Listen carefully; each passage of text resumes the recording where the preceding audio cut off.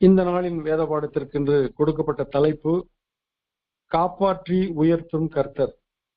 தேவன் நம்மை காப்பாற்றுகிறார்.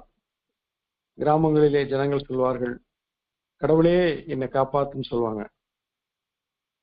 Jesus means God saves. கர்த்தர் நம்மை காப்பாற்றுகிறார், ரட்சிக்கிறார், மீட்கிறார் என்ற அர்த்தம். காப்பாற்றுகிறவர் தான் கடவுள். கர்த்தர் நம்மை காப்பாற்றுகிறார். காப்பாற்றுவது மாத்திரமல்ல, அவர் நம்மை உயர்த்துகிறார்.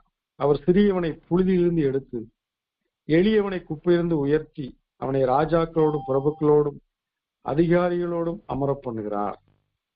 மடங்கடிக்கப்பட்டவர்களை தூக்கி விடுகிறார், தள்ளப்பட்டவர்களை சேர்த்துக் கொள்கிறார்.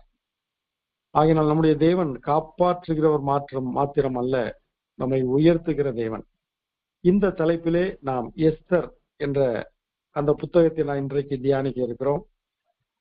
ஆபிரகாம் என்ற ஒரு அருமையான மனிதனை கர்த்தர் தெரிந்து கொண்டு அவனை அழைத்த பொழுது அவன் கர்த்தரை விசுவாசித்தான். அவனுடைய விசுவாசத்தை கர்த்தர் நீதியாக எண்ணினார். ஆபிரகாமின் சந்ததியாராக வந்தவர்கள் இஸ்ரவேலர் எனப்பட்டார்கள், எபிரேயர் எனப்பட்டார்கள். அவர்கள் 10 கோத்திரங்கள் பிரிந்து இஸ்ரவேலர் என்றும், மீதம் இருக்கிற பென்யமீன் யூத கோத்திரம் இரண்டும் இணைந்து யூதா என்று அழைக்கப்பட்டார்கள், யூதர்கள் என்று அழைக்கப்பட்டார்கள். இந்த எருசலேமில் சிறைப்பிடிக்கப்பட்டு போன யூதர்கள் அவர்கள் பாபிலோன் பகுதியிலே அவர்கள் அங்கு அமர்த்தப்பட்டார்கள். 70 வருடங்கள் கழிந்த பின்பு செருபாபேல் என்ற தாவீதின் வம்சத்தில் வந்த அருமையான ஒரு பொலிட்டிக்கல் லீடர் வாயிலாக 50,000 பேரை ஆண்டவர் திருப்பி அனுப்புகிறார். இதற்கு ஆதரவாக கோரேஸ் என்ற ராஜாவை கர்த்தர் எழுப்பினார். அந்த ராஜா வேண்டிய உதவிகளை செய்து அனுப்பி வைக்கிறார். ஆனால் இங்கு திரும்பி வராத யூதர்கள் எங்கே இருக்கிறார்கள் என்றால், அவர்கள் பெர்சிய ராஜாவின் ஆளுகையின் கீழாக அங்கே பாபிலோன், சூசான் போன்ற பகுதிகளிலே அவர்கள் எருசலேமுக்கு திரும்பி வராத யூதர்கள் இருக்கிறார்கள். அந்த யூதர்களுக்கு என்ன நடந்தது என்பதைத்தான் நாம் இந்த நாளிலே சிந்திக்க இருக்கிறோம். தேவனாகிய கர்த்தர் எங்கிருந்தாலும் அவர் தேவனாகவே இருக்கிறார். தாவீது சொல்கிறான், நான் பாதாளத்தில் போய் படுக்கை போட்டாலும் நீர் அங்கேயும் இருக்கிறீர், நான் என் சட்டைகளை விரித்து வானத்துக்கு ஏறி போனாலும் நீர் அங்கேயும் இருக்கிறீர், உம்முடைய கை இடைவிடாமல் என்னை இருத்துகிறது என்கிறார். எருசலேமில் இருந்தாலும் சரி, பாபிலோனில் இருந்தாலும் சரி, கர்த்தர் காப்பாற்றுகிற தேவனாக, உயர்த்துகிற தேவனாக இருக்கிறார் என்பதை இந்த நாளில் நாம் சிந்திக்க இருக்கிறோம். இங்கு எஸ்தர் என்ற அந்த ஒரு வாலிப பெண்ணை குறித்து, அவருடைய வாழ்க்கையிலே தேவன் தம்முடைய சித்தத்தை எவ்விதமாய் செய்தார் என்பதை குறித்து சிந்திப்போம். இந்த புத்தகத்தின் ஒரு சிறப்பான காரியம் என்னவென்றால், எஸ்தர், ரூத் இந்த இருவருமே வாக்குத்தத்தத்தின் தேசத்துக்கு வெளியே அவர்கள் வாழ்ந்த காலங்களிலே கர்த்தர் செய்த கிரியைகள்.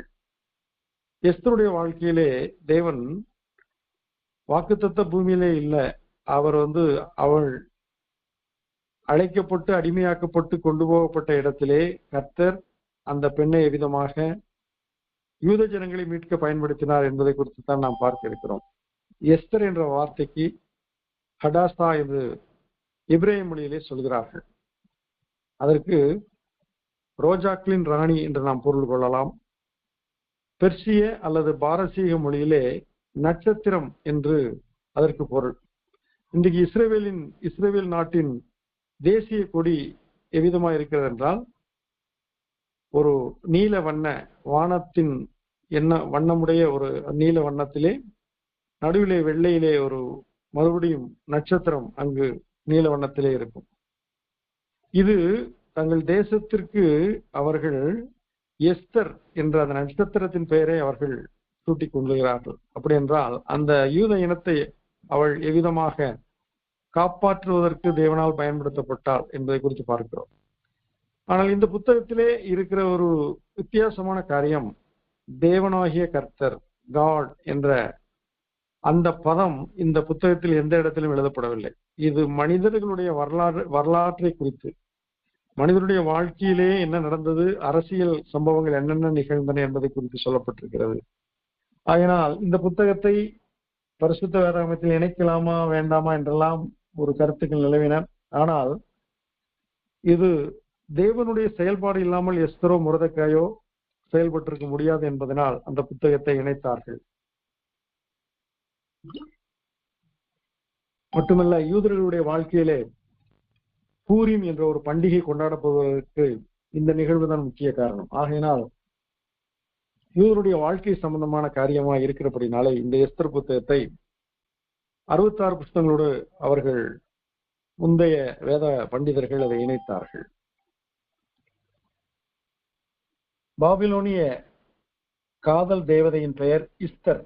அந்த பெயரைத்தான் இங்கு எஸ்தர் என்று வைத்திருக்கிறார் என்று சிலர் சொல்கிறார்கள். இந்த பெயர் எப்படிப்பட்டதா இருந்தாலும் இந்த பெயர் பெர்சிய பாரசீக மொழியிலே நட்சத்திரம் என்று அழைக்கப்படுகிறது. முதலாம் திரும்புதல் நடந்த பொழுது செருபாபிலின் தலைமை கீழ் 50,000 யூதர்கள் எருசலேமுக்கு வருகிறார்கள். அதற்கு பின்பு 90 வருடங்கள் கடந்தன. அந்த 90 வருடங்களுக்கு முன்பாக எஸ்தருடைய வாழ்க்கையிலே சம்பவம் நடந்ததை குறித்து நாம் பார்ப்போம். பெர்சிய பேரரசன் அகாஸ்வேரு 120 தேசங்களுக்கு அவன் மகாராஜனாக இருந்தான். அந்த மேதிய பேரரசன் தரியுவுக்கு பின்பாக சூசான் என்ற நகரை தலைநகரமாக கொண்டு 120 நாடுகளுக்கும் பெர்சிய பேரரசன் அகாஸ்வேரு அரசனானான். அவன் பேரரசனாக இருந்தான். ஆனால் அதே வேளையிலே கிரேக்கர்களுடைய பிரச்சனைகள் அவர்களுக்கு வந்தது. அவர்களை கையாள்வதிலே பெர்சியர்களுக்கு மிகப்பெரிய போராட்டம் இருந்தது. எனவே கிரேக்கர்களை எவ்விதமாக மேற்கொள்ள முடியும் என்பதற்காக அவர்கள் ஒரு மாநாடை நடத்துகிறார்கள். கிட்டத்தட்ட 6 மாதங்கள் அந்த மாநாடு நடைபெறுகிறது. 120 தேசங்களிலும் முக்கியமான பிரபுக்கள், ராஜாக்கள், அதிகாரிகள், அதிபதிகள், பிரதானிகள், பிரபுக்கள் எல்லாம் அழைக்கப்படுகிறார்கள். அவர்களுக்கு மிக சிறப்பான ஒரு விருந்து கொடுக்கப்படுகிறது, உபசரிப்பு கொடுக்கப்படுகிறது, கனம் கொடுக்கப்படுகிறது. அங்கு மேதிய பேரரசன் பெர்சிய பேரரசன் அகாஸ்வேருடைய மகிமை வெளிப்படுகிறது. 180 நாட்கள் அவர்கள் அந்த ராஜாவுடைய பிரதாபத்தையும் மகிமையும் காண்கிறார்கள். இப்படிப்பட்ட பிரதானமானவருக்கு அந்த 150 நாட்கள் சிறப்பான அந்த மாநாடு நடைபெற்று முடிந்த பின்பு 7 நாள் ஒரு சிறப்பு விருந்து வழங்கப்பட்டது. அந்த விருந்து ராஜா தனிப்பட்ட முறையிலே மிக முக்கிய பிரதானிகளுக்கு அவன் வழங்குகிறான். அந்த வேளையிலே அவர்கள் எல்லாரும் உண்கிறார்கள், குடிக்கிறார்கள், வெறிக்கிறார்கள். அந்த நேரத்திலே அவனுடைய இருதயம் களிப்பா இருந்த பொழுது அவன் தன் மனைவியை அந்த விருந்தாளிகளுக்கு முன்பாக கொண்டு வந்து நிறுத்த விரும்புகிறான்.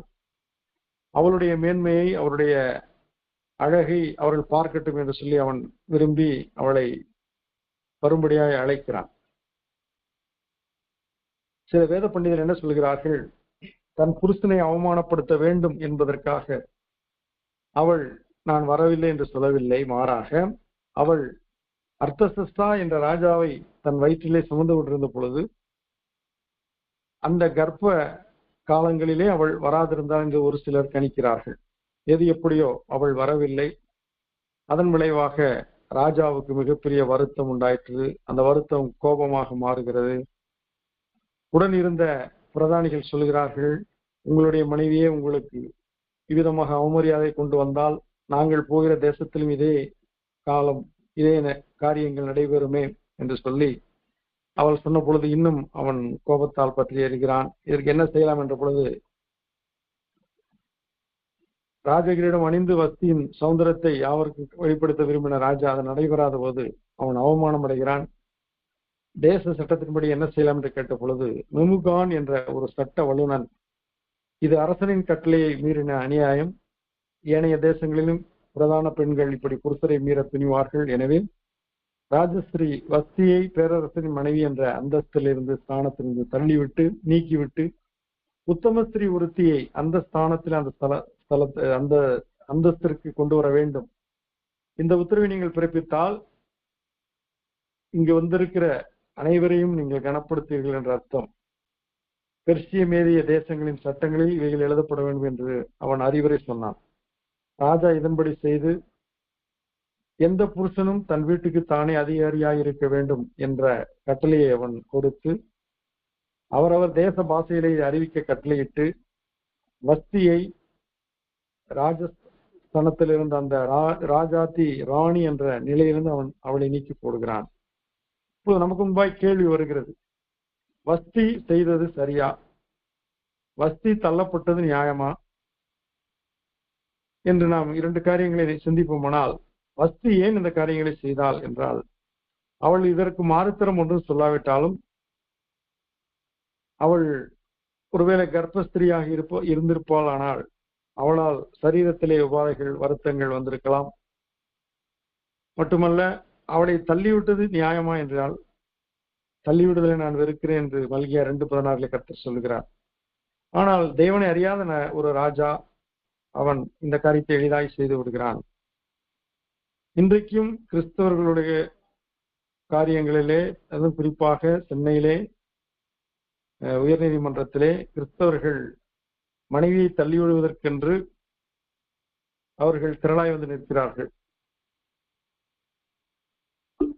தேவன் இணைத்ததை மனிதன் பிரிக்காதற்கு இடம் என்று கர்த்தர் சொல்லியிருக்கிறார். ஆனால் ஏதாவது ஒரு காரியத்தை சொல்லி இன்றைக்கு பிரிவினை நடந்து கொண்டிருக்கிறது. ஆனால் இது தேவனுக்கு பிரியமான காரியம் அல்ல. வேதம் விதமா சொல்லியிருக்கிறது, நீங்கள் தீமை செய்து பாட அனுப்பதான் உங்களுக்கு என்ன பிரயோஜனம்? நீங்கள் நன்மை செய்து பாடு அனுப்புவது தேவனுக்கு முன்பாக பிரீதியாய் இருக்கிறது. நுகம் என்று சொல்லப்பட்டிருக்கு திருமண வாழ்க்கை. அந்நிய நுகத்திலே அவிசுவாசத்துடனே பிணைக்கப்படாதிருப்பீர்களா என்று சொல்லப்பட்டிருக்கிறது. நுகம் என்றால் 2 மாடுகள் தங்களுடைய அந்த மேல் பகுதியிலே ஒரு நுகம் என்ற ஒரு கட்டை வைக்கப்படும். வண்டி அதை இழுத்து செல்வார்கள் அல்லது தண்ணீர் இறைப்பதற்கு பயன்படுத்துவார்கள். ஆனால் அந்த 2 மாடுகளும் ஒரே மாதிரி நடக்க வேண்டும், ஓட வேண்டும், ஒரே மாதிரி அசைய வேண்டும். அப்பொழுதுதான் அந்த வேலைகள் நடைபெறும். இந்த விலங்குகளுக்கு கூட ஒரு புரிதல், ஒரு உணர்தல் இருக்கும் பொழுது மனிதன் தன் மனைவியை தள்ளிவிடுவதோ, மனைவி கணவனை தள்ளிவிடுவதோ எந்த வகையில் நியாயம்? இப்பொழுது தள்ளப்பட்ட சூழ்நிலையிலே அவன் ராஜா தனிமையாக இருக்க வேண்டிய நிர்பந்தம். அப்பொழுது அறிவுரை கொடுக்கப்படுகிறது, பூமி எங்கும் ஆளுகை கீழ் இருக்கிற அனைத்து தேசங்களிலிருந்து நல்ல அழகான வாலிப கன்னிகைகள் கொண்டு வரப்பட வேண்டும். அதிலே ராஜாவுக்கு பிரியமான பெண் ராஜாத்தியாக ராணியாக நியமிக்கப்பட வேண்டும் என்று சொன்ன பொழுது மிக அழகிய ரூபவதிகள் கொண்டு வரப்படுகிறார்கள். அதிலே எருசலேமுக்கு திரும்பாத எஸ்தர் என்ற பெண் அவளும் கொண்டு வரப்படுகிறார். அவளுடைய நிலை என்னவென்றால், அவளுடைய தகப்பனும் தாயும் இறந்து விடுகிறார்கள். ஆனால் எஸ்தருடைய பெரிய தகப்பன் பையன், அதாவது இவளுக்கு அண்ணன் முறை வர வேண்டிய அந்த நபர் முர்தெக்காய் என்ற நபர், அவன் அந்த எஸ்தரை தன்னுடைய மகளை போல வளர்த்து வருகிறான். இந்த காலகட்டத்தில் தான் எஸ்தர் அரண்மனைக்கு கொண்டு செல்லப்படுகிறார். இங்கு பாருங்கள், தேவன் சிறியவனை புலியிலிருந்து எடுத்து எளியவனை குப்பையிலிருந்து உயர்த்துகிறார் என்பதை எவ்வளவு பாருங்கள். இங்கு எஸ்தர் ராஜாத்தி உயர்த்தப்படுகிறாள். அவளை தேவனாகிய கர்த்தர் அகஸ்வேரு ராஜாவுக்கு சமமான நிலையிலே ராணியாக உயர்த்துகிறார். இந்த முர்தெக்காய் யார் என்றால், சவுல் ராஜா, முதலாவது இஸ்ரவேலின் முதல் ராஜா சவுல். அவனுடைய தகப்பனுடைய பெயர் கீஸ். அந்த கீசின் குமாரன் சவுல். அவனுடைய கொல்லு பேரன்தான் முர்தெக்காய் என்கிறார்கள். சொல்ல போனால் அவனும் ஒரு அரச பரம்பரையில் வந்தவனை போலத்தான் இருக்கிறான். அரச கட்டளைப்படி சூசான் அரண்மனையில் கன்னிமாடத்திலே காவல் பண்ணுகிற ஸ்திரீகளை காவல் பண்ணுகிற ஏகா என்ற ஒரு பிரதானி இடத்திலே, டிரான்ஸ்ஜெண்டர் அந்த நபரிடத்திலே எஸ்தரை ஒப்புவிக்கிறார்கள். 1 வருடம் அவருடைய பாதுகாப்பிலே பராமரிப்பிலே அவள் இருக்கிறாள். ஆனால் தனக்கென்று அவள் எந்த விதமான ஒப்பனையோ அலங்காரமோ செய்து கொள்ளாதபடிக்கு தன்னை கவனித்துக் கொண்டிருந்த ஏகாய் வசமாக அவைகள் எல்லாம் விட்டு விடுகிறார். எல்லா பெண்களும் ராஜாவுக்கு முன்பாக போய் கொண்டே இருக்கிற காலம் நிறைவேறின பின்பு எஸ்தர் வர வேண்டிய காலம். எஸ்தர் வந்த பொழுது எஸ்தரை பார்த்த உடனே அவன், இவள்தான் என்னுடைய பட்டத்து அரசி என்று சொல்லி ஏற்றுக்கொள்கிறான். எஸ்தர் தன் சுய விருப்பம் எதையும் செய்யாமல் முன்னிறுத்தாமல் ஏகாய் நியமித்த காரியத்தை மட்டும் ஏற்றுக்கொண்டாள். எப்படி ஒரு களிமண் குயவன் கையிலே விட்டுக் கொடுக்கிறதோ அதே போல எஸ்தர் தன்னைத்தானே அலங்கரித்துக் கொள்வதை விட்டு தனக்கு பொறுப்பான ஏகாய் வசத்திலே தன்னை ஒப்பு கொடுத்தாள். அந்த ஏகாய் ராஜாவுக்கு பிரியமான முறையிலே அவளை அவன் அலங்கரித்து போய் நிறுத்தின பொழுது எல்லாருடைய கண்களிலும் எஸ்தருக்கு தயவு கிடைத்தது. ராஜாவுடைய கண்களிலும் தயவு கிடைத்தது. ராஜா சகல ஸ்திரீகளை பார்க்கிலும் எஸ்தர் மேல் அன்பு வைத்தான். அவளுக்கு அவன் சமூகத்தில் அதிக தயவும் வட்சமும் கிடைத்தது. ஆகையால் அவன் ராஜ கிரீடத்தை அவள் சிரசின் மேல் வைத்து எஸ்தரை வஸ்தியின் ஸ்தானத்திலே பட்டத்து ராணி ஆக்கினான். மட்டுமல்ல, எஸ்தர் ராணியான பின்பும் தன்னை வளர்த்து ஆளாக்கின அந்த முருதக்காயின் சொல் கேட்டு நடந்து வந்தாள். முருதக்காய் எங்கே இருந்தான் என்றால், அரண்மனையின் வாசல் காக்கிற நிலையிலே அவனும் ஒரு காவலாளியை போல இருந்தான். அங்கே 2 பிரதானிகளான பிக்தானும் தேரேசும் ராஜாவை கொல்லும்படியாக சில சூழ்ச்சிகளை செய்து கொண்டிருந்தது முருதக்காய்க்கு வெளிப்படுத்தப்பட்டது. அவன் எஸ்தரிடத்திலே சொல்லி ராஜாவை தப்புவிக்க செய்தான். இதை உண்மை என்று கண்டறிந்த அந்த ராஜா அந்த 2 பிரதானிகளையும் அவன் மரத்திலே தூக்கி அவர்களை சங்காரம் செய்தான். இவ்விதமா முருதக்காயும் எஸ்தரும் இணைந்து ராஜாவை காப்பாற்றினார்கள். இது ராஜாவுடைய அந்த நினைவு புஸ்தகம், நாளாகம புஸ்தகத்திலே அது எழுதப்பட்டு வைக்கப்பட்டது. ஆனால் ராஜா செய்ய வேண்டிய கணத்தை செய்யாதபடிக்கு அவன் அரசாட்சியின் வேலைகளில் மூழ்கி போனான். இந்த காலகட்டத்திலே எல்லாம் சுமூகமாக சமாதானமாக போய்கொண்டிருக்க நினைக்கலாமானால் எதிர்ப்பு வந்தது. விரோதி ஒருவன் எழும்பினான். கிறிஸ்து இயேசு இந்த பூமிக்கு வந்த பொழுது அவர் 40 நாள் இரவும் பகலும் உபவாசமாக இருந்த பொழுது வனாந்தரத்தில் அவர் சோதிக்கப்பட்டார் என்று சொல்லப்பட்டிருக்கிறது. அவர் சோதிக்கப்பட்டு சில காலம் பிசாசு அவரை விட்டு பிரிந்து போனார் என்று சொல்லப்பட்டிருக்கு. சில காலம் என்றுதான் சொல்லப்பட்டிருக்கு. ஆனால் பின்பு அவருக்கு எதிர்ப்புகள் வருகிறது. கதரிய நாட்டிலே லேகியன் பிசாசு துரத்தின பொழுது அங்கிருந்த ஜனங்கள் தங்கள் எல்லையை விட்டு போகும்படி அவரை வேண்டிக் கொள்ள தொடங்கினார்கள். சில இடங்களிலே கல்லுகளை எடுத்து அவரை எரியும்படி கல்லுகளை எடுத்தார்கள். மலையிலிருந்து தள்ளி விடும்படி அவரை கொண்டு போனார்கள் என்றெல்லாம் பார்க்கிறோம். இவ்விதமாக சாத்தான் போராட்டத்தை கிறிஸ்துவுக்கு விரோதமாக எழுப்பினான். நம்முடைய வாழ்க்கையிலும் ஒரு போராட்டம் எப்பொழுதும் இருக்கும். நாம் தீமையை செய்யாவிட்டாலும், சமாதானத்தை நாடி நாம் அமைதியா இருக்க விரும்பினாலும் போராட்டம் வந்து கொண்டுதான் இருக்கும். காரணம், இந்த உலகமானது எனக்கு கையளிக்கப்பட்டிருக்கிறது என்று இயேசு கிறிஸ்து உலகத்தின் அதிபதி சொன்னான் அல்லவா? நாம் உலகத்தில் இருக்கிறபடினால் உலகம் நம்மை பகைக்கிறது. நீங்கள் உலகத்தார் அல்ல, நீங்கள் உலகத்தாரா இருந்தால் உலகம் உங்களை சிநேகிக்கும். நீங்கள் உலகத்தாரா இராதபடினால் உலகம் உங்களை பகைக்கிறது என்று இயேசு சொன்னார். ஆகினால் உலகம் உங்களை பகைத்தால் நீங்கள் ஆச்சரியப்படாதீர்கள் கற்று சொல்லியிருக்கிறார். எனவே முகாந்திரம் இல்லாமல் என்னை பகைத்தார் என்று சங்கீதக்காரன் சொன்னபடி நாமும் சொல்லிக் கொண்டு போக வேண்டியதுதான். ஆனால் இவைகளை சந்திக்க வேண்டிய கட்டாயம் நமக்கு இருக்கிறது. அதனால்தான் எபேசியர் நிருபத்திலே நீங்கள் சர்வாயுத வர்க்கத்தை தரித்துக் கொள்ளுங்கள் என்று சொல்லப்பட்டிருக்கிறது. உலக பூமியிலே நமக்கு போராட்டம் உண்டு என்று சொல்லப்பட்டிருக்கிறது. வானமண்டலத்தின் பொல்லாத அதிபதிகளோடு நமக்கு போராட்டம் உண்டு, மாம்சத்தோடு ரத்தத்தோடு மாத்திரம் அல்ல என்று சொல்லப்பட்டிருக்கிறது. ஆகினால் கிறிஸ்தவ வாழ்க்கை என்பது ஒரு ரோஜா மலர்கள் இதழ்கள் தூவின ஒரு மெத்தையான ஒரு காரியம் அல்ல. அது ரோஜா மலரின் கீழ் இருக்கிற முட்களால் காயப்படுகிற ஒரு வாழ்க்கை என்பதை நாம் முதலாவது ஏற்றுக்கொள்ள வேண்டும். என்னால் தேவனாய கர்த்தர் சொன்னார், உலகத்தில் உங்களுக்கு உத்தரவு உண்டு, ஆனாலும் திடன் கொள்ளுங்கள், நான் உலகத்தை ஜெயித்தேன். இதே பிரச்சனை தான் எஸ்தருக்கு, முருதக்காய்க்கு, யூதர்களுக்கு வந்தது. ஆகாகியனாகிய ஆமான் சகல பிரபுக்களுக்கு மேலாக அகஸ்தியர் ராஜாவால் உயர்த்தப்பட்டான். இவன் யார் என்றால், சவக்கடல் இருக்கிற பகுதியிலே இருந்த அமலேக்கியர்கள், அந்த அமலேக்கிய ராஜா ஆகா, இவன்தான் சவுல் ராஜாவால் துண்டித்து போடப்பட வேண்டியவன். ஆனால் சாமுவேல், சவுல் ராஜா செய்ய தவறியதை சாமுவேல் செய்து அவனை துண்டித்து போட்டான் என்று சொல்லப்பட்டிருக்கிறது.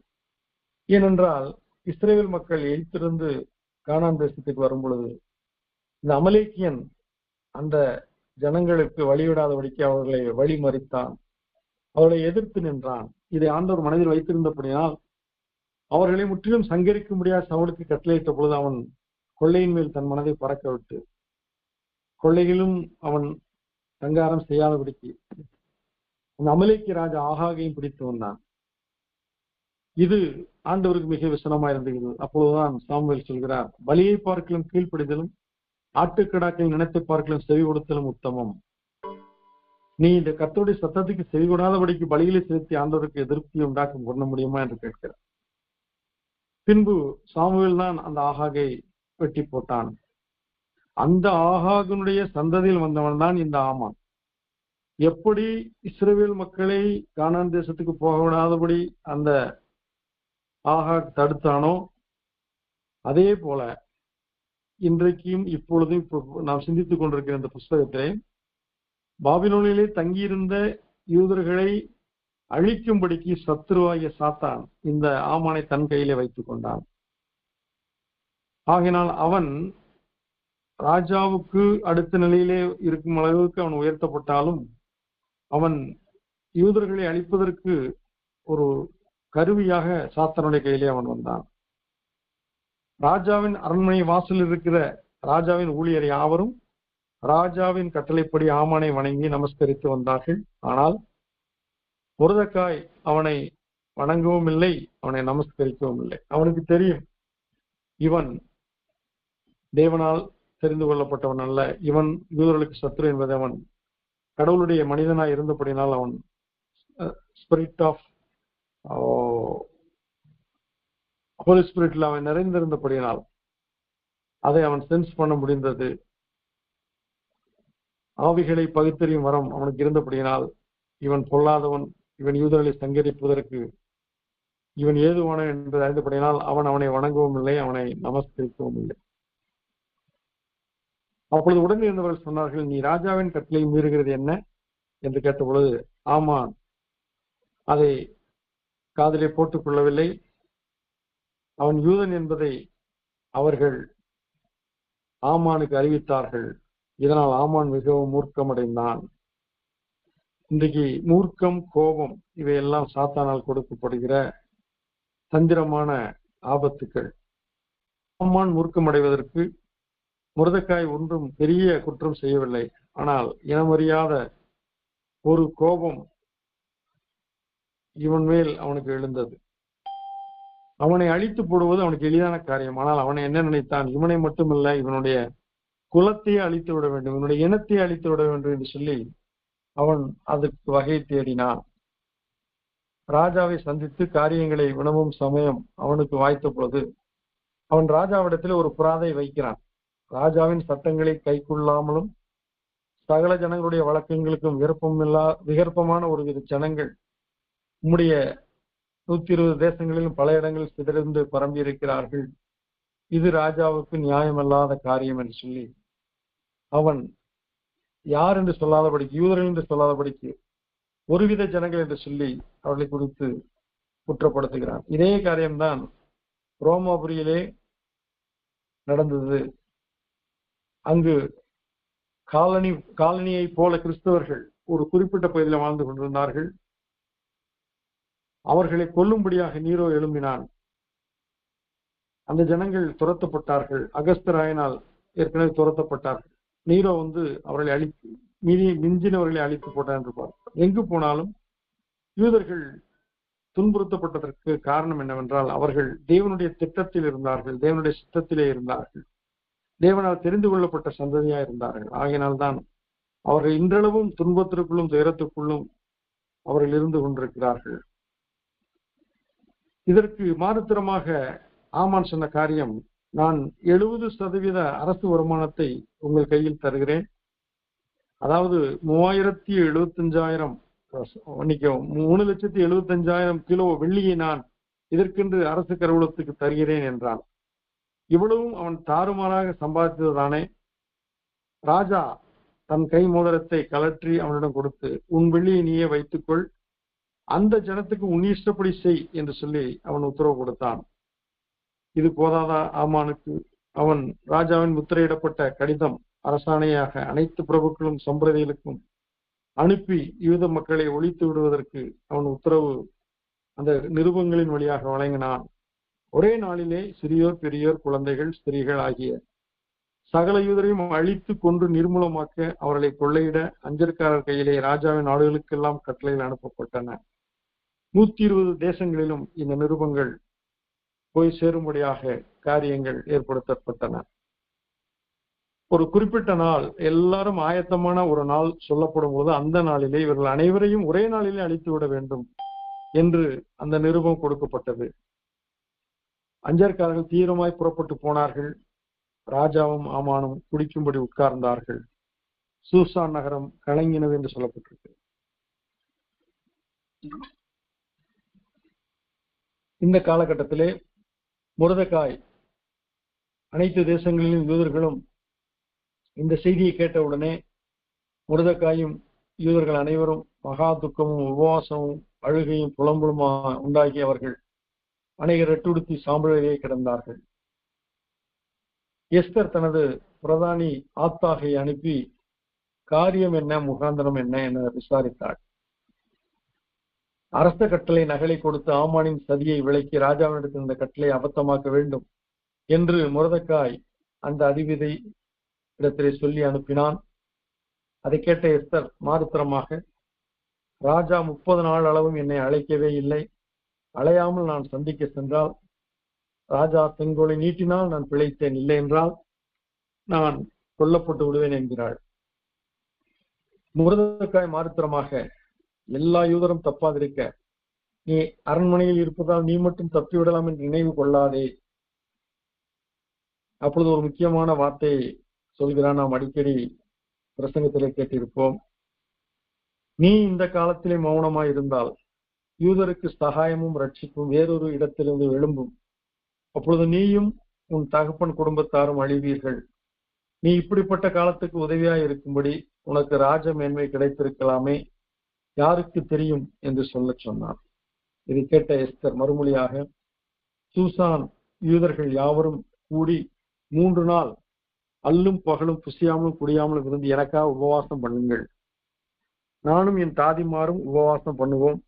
இவ்விதமாக அரசாங்க சட்டத்தை மீறி ராஜாவிடத்தில் நான் பிரவேசிக்கிறேன், நான் செத்தாலும் சாகிறேன் என்று சொல்ல சொன்னார்.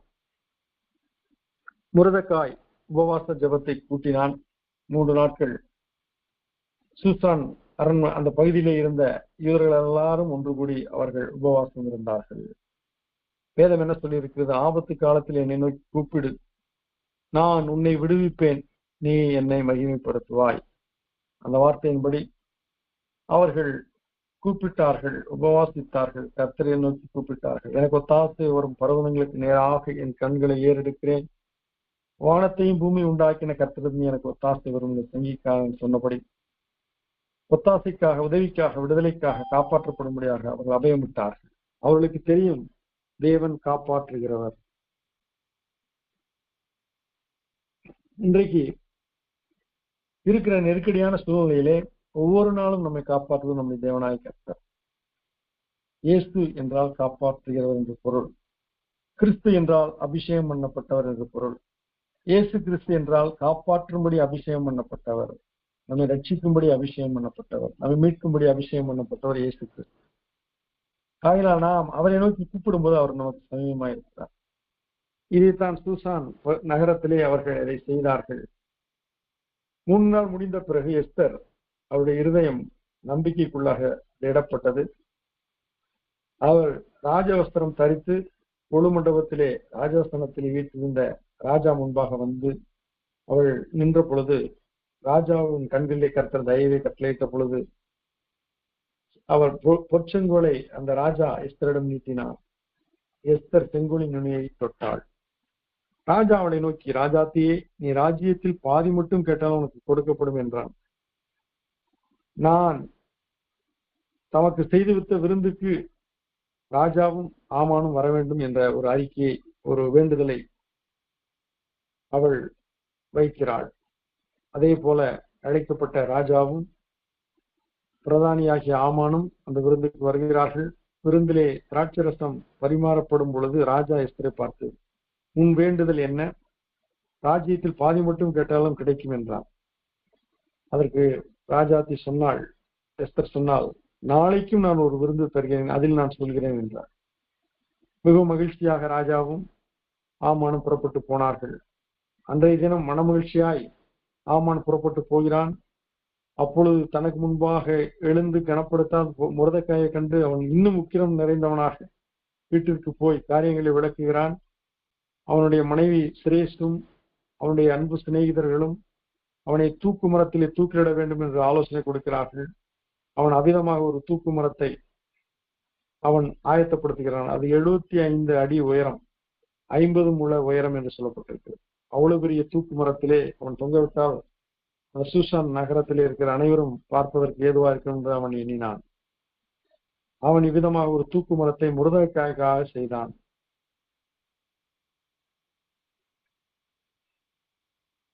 இரவு ராஜாவுக்கு அன்று நித்திரை வரவில்லை. சில வேளைகளில் நம்முடைய வாழ்க்கையிலும் கூட நித்திரை இல்லாத சில நேரங்கள் வரத்தான் செய்யும். அந்த வேளை என்னவென்றால் கர்த்தர் நம்மோடு இடைபட விரும்புகிறார் என்ற அர்த்தம். அந்த நேரத்திலே நாம் படுக்கையில புரண்டு கொண்டு இராதபடிக்கு எழுந்து ஆண்டவருடைய சமூகத்திலே அமர்ந்து, ஆண்டவரே, நான் என்ன செய்ய சித்தமாயிருக்கிறேன், நீர் எந்த வழியில் என்னை நடத்த விரும்புகிறீர், நான் என்ன செய்ய வேண்டும் என்றெல்லாம் கேட்கும்போது கர்த்தர் நம்மை வழி நடத்துவார். அந்த ராஜா அவ்விதமாக நித்திரை வராத போது அவன் கால வர்த்தமானங்கள் எழுதியிருக்கிற நாளாகம புஸ்தகத்தை, நடவடிக்கைகளின் புஸ்தகத்தை கொண்டு வர செய்தான். அதை வாசிக்க சொன்ன பொழுது அந்த வாசித்தவன்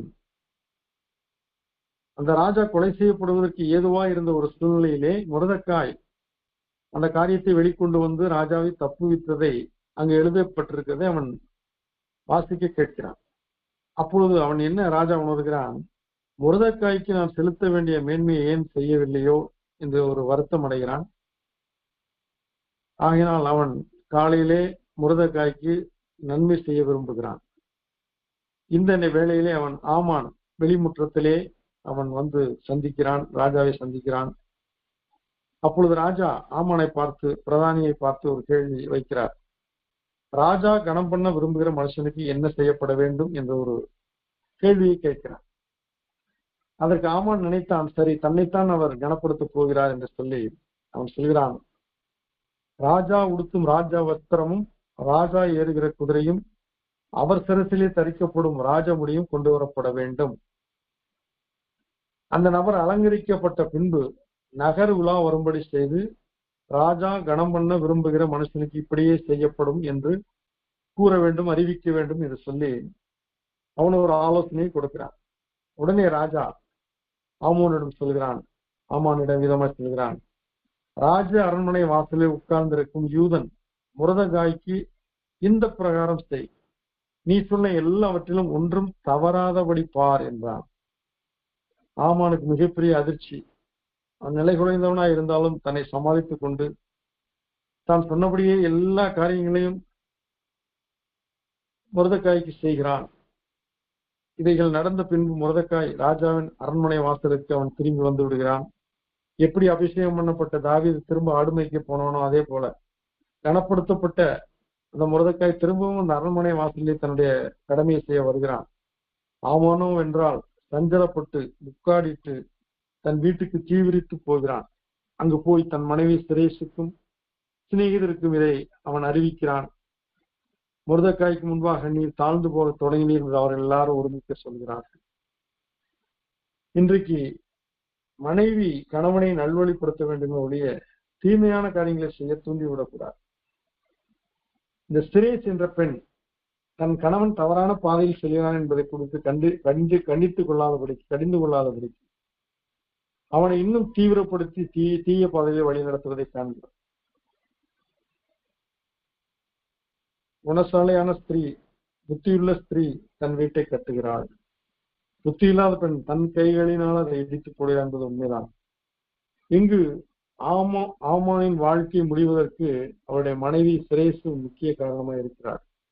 அவனை சீர்திருத்த பண்ணாதபடிக்கு அவனை சீக்கிரமாக அழிந்து போக தீவிரிக்கிறாள்.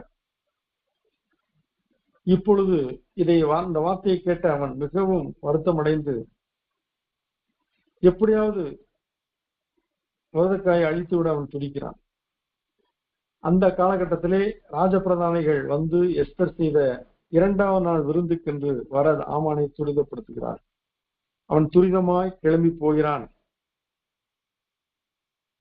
2ஆம் நாள் அந்த விருந்தின் போது ராஜாவின் முந்திய வாக்கு போல திரும்ப கேட்கப்படுகிறது. உனக்கு என்ன வேண்டும்? உனக்கு பாதி தேசம் ஒன்று வேணாலும் தருகிறேன் என்று சொல்லப்படுகிறது. இப்போது எஸ்தர் காரியத்தை சொல்ல ஆரம்பிக்கிறாள்.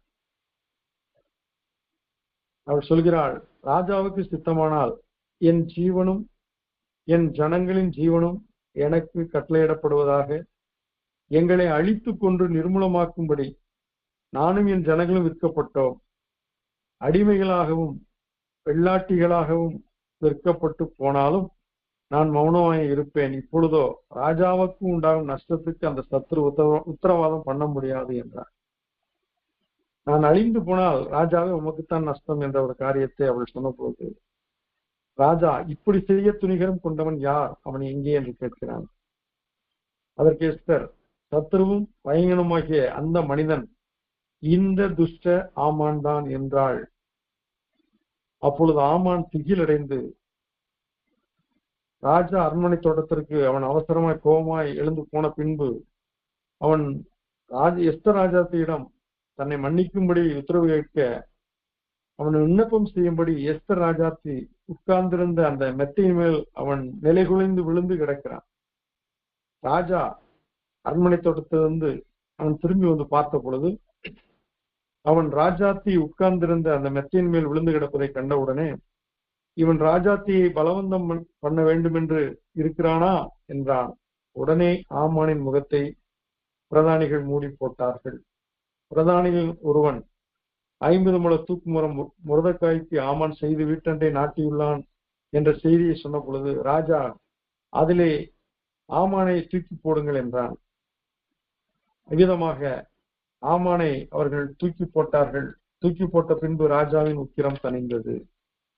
வேதம் சொல்லி இருக்கிறது, உனக்கு விரோதமாக உருவாக்கப்படும் எந்த ஆயுதமும் வாய்க்காதே போகும். உனக்கு விரோதமாக உருவாக்கப்படும் எந்த ஆயுதத்தையும் நீ அவமாக்குவாய். உனக்கு விரோதமாய் எழும் எந்த நாவை நீ குற்றப்படுத்துவாய். உனக்கு விரோதமாய் ஒரு வழியாய் வருவார்கள், 7 வழியாய் ஓடி போவார்கள். இது ஊழியக்காரரின் சுதந்திரம் என்று கர்த்தர் சொல்லியிருக்கிறார்.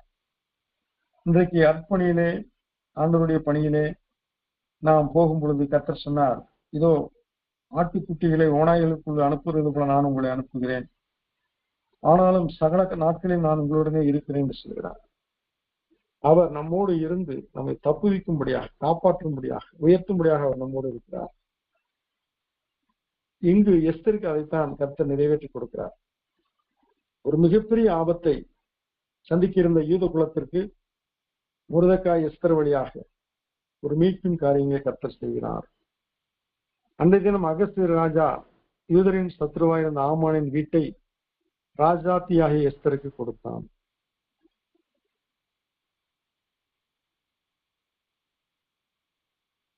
முருதக்காய் ராஜ சமூகத்தில் அவன் உயர்த்தப்பட்டான். அவன் தனக்கு இன்ன உறவு என்று எஸ்தர் ராஜாவுக்கு இப்பொழுதுதான் அறிவித்திருந்தாள். ஆகையினால் ராஜா எஸ்தர் மேல் வைத்த அன்பையும் கனத்தையும் முருதக்காய்க்கும் கொடுத்தான். ராஜ சமூகத்திலே அவன் வந்து நின்றான். அவன் உயர்த்தப்பட்டான். அரண்மனை வாசலிலே நின்றவன் இன்றைக்கு ராஜ சமூகத்தில் வந்து நிற்கிறான். கழுதின் பின்னால் போன சவுல் 12 கோத்திரங்களுக்கும் அவன் ராஜாவாக நியமிக்கப்பட்டான். ஆடுகளின் பின்னே அலைந்த தாவீது 12 கோத்திரங்களுக்கு அரசனானான்.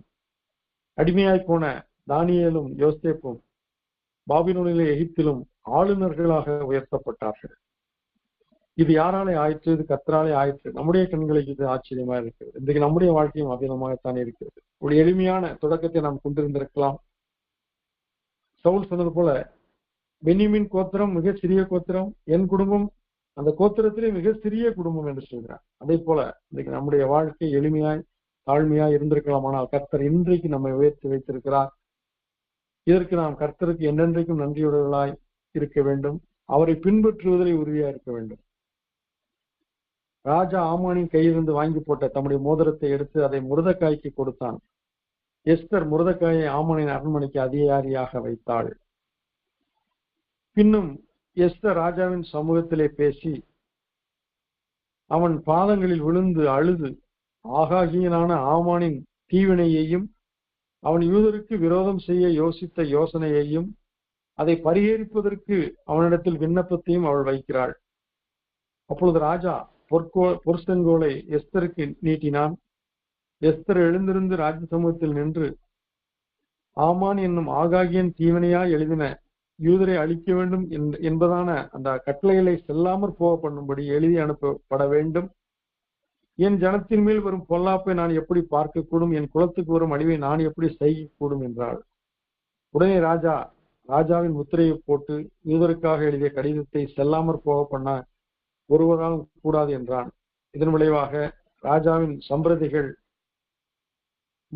முன்பு யூதரை காக்கும் கட்டளைகள் எழுதப்பட்டது. ராஜ மோதிர முத்திரை போடப்பட்டு குதிரைகள், ஒட்டகங்கள், கோவில்களின் வாயிலாக அஞ்சற்காரர்கள் துரிதமாக பயணப்பட்டு யூதர்களை அழிக்கும் அந்த திட்டத்தை நல்லிஃபை பண்ணும்படியாக, அவமாக்கி போடப்படும்படியாக அவர்கள் அந்த கடிதத்தை எடுத்துக்கொண்டு பிரயாணப்பட்டு போனார்கள். யூதர்கள் ஒன்றாய் சேர்ந்து தங்கள் பிராணனை காப்பாற்றவும், தங்கள் சத்துருக்களை கொன்று நிர்மூலமாக்கவும், அவர்கள் உடைமைகளை கொள்ளையிடவும் ராஜா யூதருக்கு கட்டளையிட்டார் என்று இவர்கள் கொண்டு போன அந்த அஞ்சற்காரர்கள் கொண்டு போன கடிதத்தில் எழுதப்பட்டிருந்தது. ஒவ்வொரு நாட்டிலும் இவைகள் பிரசித்தம் பண்ணப்பட்டன. என பார்க்கிறோம், யூதர்கள் கொல்லப்பட வேண்டும் என்று எழுதப்பட்ட ஒரு காரியம் அவமாக்கி போனது, அபத்தமாக்கி போனது. கர்த்தர் அதை நல்லிஃபை பண்ணினார், அதை நீர்த்து போக செய்தார். இப்பொழுதோ யூதர்களுக்கு விரோதமாக எழுப்பின சத்துருக்கள் அவர்கள் அழிக்கப்பட வேண்டும் என்ற கட்டளை பிறந்தது. இதற்கு காரணம், தன் உயிரை பார்க்காமல், தன் ஜீவனை பார்க்காமல், தன்னுடைய அந்தஸ்தையும் ஸ்தானத்தையும் பார்க்காமல் எஸ்தர் தேவனுடைய சமூகத்திலே அவள் காத்திருந்து உபவாசத்தை ஜெபித்து அவள் தைரியமாய் போய் நின்ற பொழுது கர்த்தர் அதை காரியத்தை வாக்கி பண்ணதை நாம் பார்க்கிறோம். அப்பொழுது மொர்தெகாய் இளநீலமும் வெள்ளையுமான ராஜவஸ்திரமும் பெரிய பொன்முடியும் பட்டும் ரத்தாம்பூரும் அணிந்தவனாய் ராஜாவிலிருந்து புறப்பட்டான். சூசான் நகரம் ஆர்ப்பரித்து மகிழ்ந்திருந்தது. இந்த மொர்தெகாய் போட்ட இளநீலமும் வெள்ளையுமான அந்த ராஜவஸ்திரம் தான் இன்றைக்கு இஸ்ரவேல் தேசத்தின் கொடி வண்ணமாய் இருக்கிறது. நடுவிலே எஸ்தர் என்ற அந்த நட்சத்திர வரையப்பட்டிருக்கிறது. ஏனென்றால் இந்த யூத குலம் இவ்விதமாக காக்கப்பட்டதற்கு 2 நபர்கள் முக்கிய காரணம். ஒன்று மொர்தெகாய், இன்னொன்று எஸ்தர். இன்றைக்கு நம்முடைய தேசம் அழியாதபடிக்கு திறப்பின் வாசனை நிற்கத்தக்க ஒரு மனிதனை நான் தேடினேன், ஒருவனை காண என்று கர்த்தர் வருந்துகிறார். நம்முடைய தேசம் அழியாதபடிக்கு நாம் ஜெபிக்க வேண்டியது நம்முடைய தலைமை விழுந்த கடமை. சுவிசேஷத்தை பிரசங்கியா இருந்தால் எனக்கு ஐயோ என்று பவுல் தன்னை நொந்து கொள்கிறார். அமிதமா இருக்கும் பொழுது சமயம் வாய்த்தாலும் சமயம் வாய்க்காவிட்டாலும் திருவசனத்தை பிரசங்கிக்க நாம் நியமிக்கப்பட்டிருக்கிறோம். யாரை நான் அனுப்புவேன், யார் நமது காரியமாய் போவான் என்று சொல்கிற சத்தத்தை ஏசாயா கேட்டான். ஏதோ அடியேன் என்ன அனுப்பு என்று சொன்ன பொழுது, நீ போ, நான் உடனே கூட இருந்து நான் காரியங்களை நடப்பிப்பேன் என்று கர்த்தர் சொன்னார். அதே போலத்தான் நாம் அனைவருக்கும் ஒரு கட்டளை கொடுத்திருக்கிறார். என்ன கட்டளை என்றால், நீங்கள் புறப்பட்டு போங்கள், எதிரே இருக்கிற கிராமத்துக்கு போங்கள், நீங்கள் உங்கள் வீட்டு அருகில் வீட்டாளத்தில் போங்கள், உலகமெங்கும் போங்கள் என்று கர்த்தர் சொல்லியிருக்கிறார். புறப்பட்டு போவதுதான் ஒரு கிரேட்டஸ்ட் கமாண்ட்மெண்ட், கமிஷன் என்று சொல்லப்பட்டது. கிரேட் கமிஷன் என்பார். இந்த பணியானது ஏதோ ஒரு சிலருக்கு மட்டுமல்ல, ஆண்டவராய் இயேசு கிறிஸ்து ரத்தத்தினால் மீட்கப்பட்ட அனைவருக்கும் கொடுக்கப்பட்ட ஒரு பாக்கியம், ஸ்லாக்கியம். இதோ சமாதானத்தை கூறி நற்காரியங்களை சுவிசேஷமாய் அறிவிக்கிறோடைய பாதங்கள் மலையின் மேல் எவ்வளவு அழகா இருக்கும் என்று எழுதப்பட்டிருக்கிறது. நாம் அவருடைய நற்செய்தியை சுமந்து செல்கிற அவருடைய பான பாத்திரக்காரர்களாய் இருக்கிறோம். ஏஜி கார்டினர் என்பவர் ஒரு போயம் எழுதியிருந்தார், த டாங்கி என்ற ஒரு போயம். அந்த போயம் என்ன சொல்லுகிறது என்றால், அந்த கழுதை ஒரு முச்சந்திலே கட்டப்பட்டிருக்கும், அது அவிழ்த்து வரப்பட்டது, அதற்கு முன்பாக கிளைகள் தலைகள் விரிக்கப்படுகிறது, அந்த கழுதையின் மேல் ஒருவரை உட்கார வைக்கிறார்கள், அந்த கழுதை போகும்போதெல்லாம் ஆர்ப்பரிக்கிறார்கள், ஓசனா என்கிறார்கள், சத்தமிடுகிறார்கள்.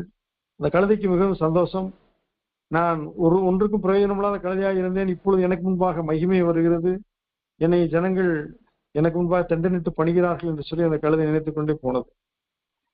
ஒரு இடத்திலே வந்த பொழுது மேலே இருந்தது இறங்கி போய்விட்டார். இப்பொழுது அந்த கழுதை அந்த மகிமை எல்லாவற்றையும் இழந்ததாக நின்றது என்று அந்த போயம் சொல்லுகிறது. இதற்கு என்ன காரியம்? கிறிஸ்தியஸ் நம்மேல் இருக்கிற வரைக்கும் நமக்கு மகிமை, கிறிஸ்தியஸ் நம்மேல் இல்லாவிட்டால் நமக்கு மகிமை இல்லை. எருசலேம் ஆலயம் சாலமோனால் கட்டப்பட்ட பொழுது மகிமையினால் நிறைந்திருந்தது. ஆனால் அவர்கள் தேவனுடைய வார்த்தையை அல்ல தட்டின பொழுது கர்த்தருடைய சமூகம் அவர்களை விட்டு விலகினது, தேவனுடைய மகிமை விலகினது. அந்த ஆலயம் இடிக்கப்பட்டு போனது. இயேசு கிறிஸ்து செருபாபேல் கட்டின ஆலயத்தை சீசர்கள் காண்பித்த போது, இந்த கல் ஒரு கல்லின் மேல் இராதபடிக்கு இடிக்கப்படும் நாட்கள் வரும் என்று சொன்னார். ரோமர்கள் கிபி 70ஆம் வருடங்களில் அந்த ஆலயத்தை இடித்து போட்டார் என்று பார்க்கிறோம். இதைத்தான் ஆண்டவர் நம்மோடு இருந்து பயணப்பட்டால் நாம் ஆசீர்வதிக்கப்படுவோம். ஆண்டவர் சொன்னார், நீங்கள் என்னோடு இருந்தால் நான் உங்களோடு இருப்பேன், நீங்கள் என்னை விட்டு விட்டால் நானும் உங்களை விட்டு விடுவேன் என்கிறார். நாம் ஆண்டவருக்கு சேவை செய்கிறோம் என்பதற்கு அடையாளம் அவரை குறித்து சாட்சி சொல்வதுதான், அவருக்கு சாட்சியா இருப்பதுதான். வேதத்திலே பார்க்கிறோம், அந்தியோகியாவிலே சீசர்களுக்கு கிறிஸ்தவர்கள் என்ற பெயர் வழங்கலாயிற்று.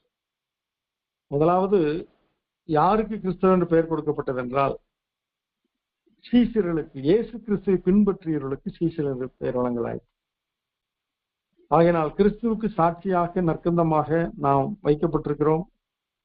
அவருக்கு மகிமையாய் வாழ நம்மை அர்ப்பணிப்போம். இந்த பூமியிலே வாழ்கிற வாழ்க்கை எல்லாம் அழிந்து போய்விடும். ஆனால் கர்த்தருக்காக எதை செய்கிறோமோ, கர்த்தருடைய நற்செய்தி பணியிலே, அவரை ஆராதனை செய்வதிலே, ஆலய பணிகளிலே, அருட்பணி பயணங்களிலே, சமூக பணிகளில் நாம் ஈடுபடும் பொழுது கர்த்தர் நம்மை ஆசீர்வதிக்கிறார். இங்கு அகஸ்வேர் ராஜா யூதரின் சத்துருவாய் இருந்த ஆமானின் வீட்டை ராஜாத்தியாக எஸ்தருக்கு கொடுத்தான். முருதக்காயை உயர்த்தினான். இவ்விதமாக சூசா நகரம் மகிழ்ந்து கழிவுர்ந்தது. மனம் திரும்புகிற ஒரே பாவ நிமித்தம் பரலோகத்திலும் பூலோகத்திலும் மிகுந்த சந்தோஷம் உண்டாகின்றது நமக்கு சொல்லப்பட்டிருக்கிறது. அன்றைக்கு ஜனங்கள் காக்கப்பட்டபடியால் மகிழ்ச்சி இருந்தது. இவ்விதமாய் யூதருக்கு வெளிச்சம், மகிழ்ச்சி, களிப்பு, கனம் உண்டாயிற்று. ராஜாவின் வார்த்தையும் கட்டளையும் போய் சேர்ந்த எல்லா நாடுகளிலும், எல்லா பட்டணங்களிலும் யூதர்களுக்குள்ளே அது மகிழ்ச்சியும் களிப்பும் விருந்துண்டு கொண்டாடும் நல்ல நாளா இருந்தது. யூதருக்கு பயப்படுகிற பயம் தேசத்து ஜனங்களை குறித்ததினால் அவர்கள் அநேகர் யூத மார்க்கத்தில் அமைந்தார்கள். இயேசு கிறிஸ்து இந்த பூமியிலே இருந்த பொழுது யூதர்கள் இருந்தார்கள், யூத மார்க்கத்தில் அமைந்தவர்கள் இருந்தார்கள். பிலிப்பு என்ற ஒரு சுவிசேஷகன் சமாரியாவிலே ஊழியத்தை செய்ய பொழுது, நீ வனாந்தர மார்க்கமாய் போ என்ற சத்தம் தொனிக்கும். அப்பொழுது வனாந்தர மார்க்கமாய் அவன் போன பொழுது ஒரு எத்தியோப்பியன் தன்னுடைய சேரட்டில் அவன் போயிட்டு இருக்க பொழுது ஏசாயாவின் புத்தகத்தை படித்துக் கொண்டிருப்பான். நீ அந்த ரதத்துடனே சேர்ந்து கொள் என்று ஆவியானவர் சொல்வார். பிலிப்பு ஓடிப்போய் அந்த ரதத்துடனே சேர்ந்து கொள்வான். நீ வாசிக்கிறது என்ன என்று கேட்ட பொழுது அவன் இயேசு கிறிஸ்து குறித்த பழைய ஏற்பாட்டிலே கொடுக்கப்பட்ட வெளிப்பாட்டை அவன் படித்துக் கொண்டிருந்தான். அதை காண்பித்த பொழுது இது இயேசு கிறிஸ்து குறிக்கிறது என்ற பொழுது அவன் அருகே ஒரு தண்ணீர், அந்த காட்டுக்குள்ளாக ஒரு இடத்துல தண்ணீர் தேங்கி நிற்கிறது. அந்த இடத்திலே திருமுழுக்கு பெற அவன் முன் வந்தான்.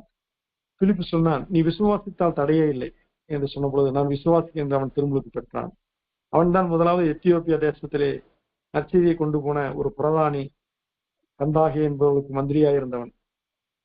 அவன் வாயிலாக எத்தியோப்பியா ஆண்டவருக்கு சொந்தமானது என்று பார்க்கிறோம். இன்றைக்கும் மிக பழமையான திருச்சபை இருக்கிற இடம் எத்தியோப்பியா. இவ்விதமாக ஆவியானவர் நடத்துகிற பாதையிலே பயணம் செய்யும் பொழுது எங்கு மகிழ்ச்சி உண்டாகும். இங்கு யூத மக்கள் காக்கப்பட்டபடினால் மகிழ்ச்சி, ஜனங்கள் பாவத்திலும் அக்கிரமத்திலும் விடுதலை செய்யப்படும் போது மகிழ்ச்சி. நாம் முதலாவது மகிழ்ச்சியா இருக்க விரும்பினால் நாம் ஊழியத்தில் ஈடுபடுவோம், அப்பொழுது நமக்கும் மகிழ்ச்சி உண்டாகும். பின்பு யூதர்கள் தங்களுக்கு விரோதமாக பொல்லாப்பு வர பண்ண பார்த்தவர்கள் மேல் கை போட கூடிக்கொண்டார்கள். சத்துருக்களை அழிக்கும்படியான காலம் இது. ஒருவரும் அவர்களுக்கு முன்பாக நிற்கக்கூடாது இருந்தது. அவர்களை பற்றி சகல ஜனங்களுக்கும் பயம் உண்டாயிற்று. நாடுகளின் சகல அதிகாரிகளும், தேசாதிபதிகளும், துறைகளும், ராஜாவின் காரியங்களை நடப்பிக்கிறவர்களும் யூதருக்கு துணை நின்றார்கள். முருதக்காயினால் உண்டான பயங்கரம் அவர்களை பிடித்தது. 120 தேசங்களிலும் யூதர்களை குறித்து பயம் உண்டாயிற்று. இதற்கு முன்பாக யூதர்கள் பயத்தினால் பிடிக்கப்பட்டிருந்தார்கள். இப்பொழுது யூதர்களை குறித்த பயம் மற்றவர்களை பிடித்துக் கொண்டது. காரணம், தேவனாய் கர்த்தரை தேடும் பொழுது, தேவன் கிரியை செய்யும் பொழுது மாற்றம் உண்டாகும். இன்றைக்கு நம்முடைய தேசத்திலே கூட தாறுமாறான சம்பவங்கள் நடந்து கொண்டிருக்கின்றன. இவைகளை சரி செய்வதற்கு நம்மால் முடியுமா என்றால் நம்மால் இயலாது. என்னால் என்று உங்களால் ஒன்றும் செய்யக்கூடாது என்று கர்த்தர் சொல்லி இருக்கிறார். ஆகினால் அவரை நோக்கி பார்க்கும் பொழுது எப்படி எஸ்தரும் முருதக்காயும் தேவனாய கர்த்தரை நோக்கி பார்த்து அவர்கள் விசுவாசத்தில் பலப்பட்டு காரியங்கள் நடப்பித்து வெற்றி பெற்றார்கள், அதை போல நம்முடைய தேசத்துக்காக நாம் வேண்டும் பொழுது தேசத்துக்கு சேமத்தை கற்றுக் கொடுப்பார். என் நாமும் தரிக்கப்பட்ட என் ஜனங்கள் தங்களை தாழ்த்தி தங்கள் பொல்லாத வழியை விட்டு திரும்பி என் முகத்தை தேடும் பொழுது தேசத்துக்கு சேமத்தை கொடுப்பேன் கர்த்தர் சொல்லியிருக்கிறார். ஆகினால் யூதர்களுக்கு வந்த சேமம் இன்னைக்கு இந்திய தேசத்துக்கு வர நாம் செபிப்போம். முருதக்காய் ராஜாவின் அரண்மனையில் அவன் பெரியவனாயிருந்தான். அவனுடைய கீர்த்தி எல்லா நாடுகளிலும் பிரசித்தமாயிற்று. இந்த முருதக்காய் என்பவன் மென்மேலும் பெரியவனானான். அவர் சிறுமைப்பட்டவர்களுக்கு அடைக்கலமானவர், நெருக்கப்படுகிற காலத்தில் அவரே தஞ்சமானவர், ஆபத்து காலத்தில் அனுகூலமான துணையானவர். நம்முடைய தேவனாய் கர்த்தர் நமக்கு இருக்கும் பொழுது நாம் பயத்தை விட்டு நீங்கி தைரியம் அடைய வேண்டும். யூதர்கள் சத்துருக்களை எல்லாம் வெட்டும்படியாக அவர்கள் எழும்பினார்கள். சூசான் அரண்மனையிலும் கூட 500 பேர் கொல்லப்பட்டார்கள். அதிலே ஆமானின் 10 குமாரரும் அடங்குவார்கள். யூதர்கள் கொள்ளையிடம் மாத்திரம் தங்கள் கைகளை நீட்டவில்லை, மற்ற வகையிலே யூதர்களுக்கு விரோதமாக எழும்பின அனைத்து சத்துருக்களையும் அவர்கள் சங்கரித்தார்கள். அந்த ஆமானின் குமாரர் 10 பேரின் உடல்களும் தூக்கிலிடப்பட்டன. பின்பு இளைப்பாறுதலின் காலம் வந்தது. அவர்கள் பண்டிகை கொண்டாடும் நேரம் வந்தது. அவர்கள் விருந்துண்டு சந்தோஷப்படுகிற அந்த நாளை பண்டிகை நாளாக்கினார்கள். அந்த நாளுக்கு பேர் பூரிம் பண்டிகை நாள் என்று அவர்கள் நியமித்தார்கள். இன்றைய வரைக்கும் யூதர்கள் அதை கொண்டாடி கொண்டிருக்கிறார்கள். ஆயினால்தான் அவருடைய தேசிய கொடி நட்சத்திரம் போடப்பட்டிருக்கிறது. ஒருவருக்கொருவர் வரிசைகளை அனுப்புகிற நாளும் ஆக்கினார்கள். முருதக்காய் நிருபங்களை 120 தேசங்களுக்கு அனுப்பினான். இந்த பூரிம் பண்டிகையை எல்லாரும் கொண்டாட வேண்டும், இதை ஒருபோதும் இனிவரும் நாட்களிலும் மறந்துவிடக்கூடாது என்று சொல்லி அதை நிர்பந்தித்து அதை நியமித்தான். அதிலே அவன் குறிப்பா ஒரு வார்த்தை எழுதினான், எளியவர்களுக்கு தான தர்மம் செய்ய வேண்டும். ஆதி திருச்சபையிலே தரித்திரரை நினைத்துக் கொள்ளுங்கள் என்று மாத்திரம் சொன்னார்கள் என்று கலாத்தியர் 2:10 வாசிக்கிறோம். கலாத்தியர் 2:10 தரித்திரரை நினைத்துக் கொள்ளும்படிக்கு மாத்திரம் சொன்னார்கள். அப்படி செய்யும்படி அதற்கு முன்னமே நானும் கருத்துள்ளவனாய் இருந்தேன் என்று பவுல் எழுதியிருக்கிறார். ஏழையின் சிரிப்பில் இறைவனை காண்போம் என்று அண்ணா சொன்னார். இன்றைக்கு கிறிஸ்தவம் என்பது சேரிட்டி, தர்ம காரியங்களிலே அது முதன்மையாக இருக்க வேண்டிய ஒரு அற்புதமான மார்க்கம். மினிஸ்ட்ரி ஆஃப் சேரிட்டி, இது ரொம்ப அவசியமான காரியம். அன்றைக்கு அருட்பணியாளர்கள் அநேக ஐரோப்பிய நாடுகளிலிருந்து வந்தார்கள். அவர்கள் செய்த மிக முக்கியமான காரியம், முதலாவது அவர்கள் கல்வி நிலையங்களை உண்டாக்கி அங்கு ஒரு சேப்பல், ஒரு சிற்றாலயத்தை வைத்தார்கள். மட்டுமல்ல, மருத்துவமனை உண்டாக்கி அங்கும் கூட சில இடங்களிலே அவர்கள் சிற்றாலயத்தை வைத்தார்கள். சிற்றாலயத்தை மையமாக வைத்து கல்வி பணியும் மருத்துவ பணியும் சேரிட்டி என்ற பேஸில் செய்யப்பட்டது. ஆவிக்குரிய உணவை தருகிற நாம் சரீரத்தின் தேவைகளையும் சந்திக்க வேண்டும்.